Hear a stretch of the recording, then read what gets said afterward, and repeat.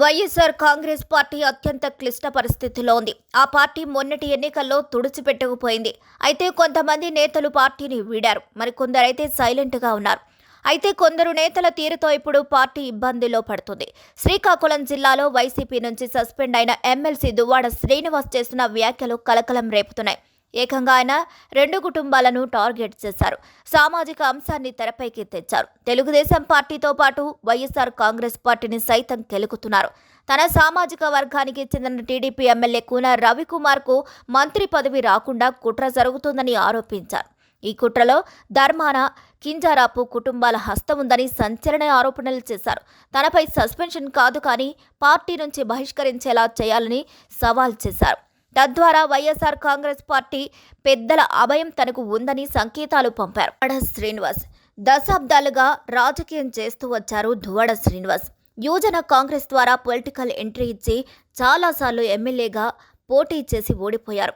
2019 ఎన్నికల్లో జగన్ ప్రభంజనంలో సైతం ఎంపీగా కింజారాపు రామ్మోహన్ నాయుడు చేతిలో ఓటమి చవిచూశారు. అయితే దువ్వాడ శ్రీనివాస్ దూకుడు గల నాయకుడు, ఆపై నోటి దురుసుతనం ఎక్కువ. ఆయనకు అదే మైనస్గా మారింది. కాంగ్రెస్ పార్టీలో ఉంటూ ధర్మాన ప్రసాదరావుకు వ్యతిరేకిగా ముద్రపడ్డారు. ధర్మాన ఓ స్థాయికి ఎదిగారు కానీ అదే పార్టీని నమ్ముకున్న దువ్వాడ శ్రీనివాస్ మాత్రం ఎదగలేకపోయారు. అయితే ఇప్పుడు బాహటంగానే దువ్వాడ శ్రీనివాస్ ధర్మాన సోదరులకు సవాల్ విసురుతున్నారు. వైసీపీ నుంచి తన సస్పెన్షన్ వెనుక మంత్రి కింజారాపు అచ్చెన్నాయుడు హస్తం ఉందని ఆరోపిస్తున్నారు. ధర్మాన సోదరులు మంత్రితో కుమ్మక్కై తనను పార్టీ నుంచి బయటకు పంపించారని చెప్తున్నారు. తాను ఎప్పటికీ జగన్మోహన్ రెడ్డి విధేయుడునేనని చెప్తున్నారు దువ్వాడ శ్రీనివాస్. మళ్లీ పార్టీలోకి వస్తానని కూడా తేల్చి చెప్తున్నారు. ఈ వ్యాఖ్యలు చూస్తుంటే ఖచ్చితంగా దువ్వాడ వెనుక వైఎస్ఆర్ కాంగ్రెస్ పార్టీ నేతల హస్తం ఉందని స్పష్టమవుతుంది. పార్టీలోకి వస్తాను, ఒక్కొక్కరికి లెక్క తేల్చుతానని హెచ్చరిస్తున్నారు. ధర్మాన కృష్ణదాస్ను ముసలి నక్కతో పోల్చుతున్నారు. ధర్మాన సోదరులను గెలవనివ్వనని హెచ్చరిస్తున్నారు. ఏకకాలంలో ఆయన వైసీపీతో పాటు టీడీపీ నేతలకు హెచ్చరికలు జారీ చేస్తుండడం విశేషం.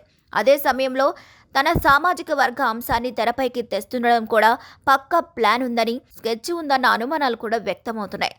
ఇక ఖచ్చితంగా వైసీపీ పెద్దల గైడెన్స్తోనే ఆయన మాట్లాడుతున్నారని చర్చ జరుగుతుంది.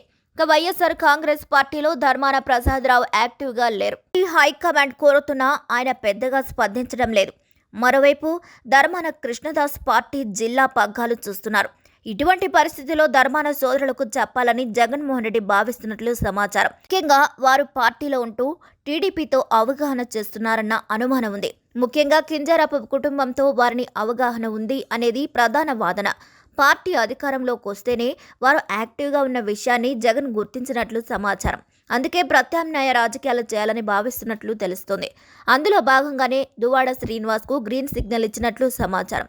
కొద్ది రోజుల్లో దువ్వాడ శ్రీనివాస్పై ఉన్న సస్పెన్షన్ ఎత్తివేసి శ్రీకాకుళం జిల్లా బాధ్యతలు అప్పగిస్తారని తెలుస్తోంది. మరి అందులో ఎంత వాస్తవం ఉందో చూడాలి.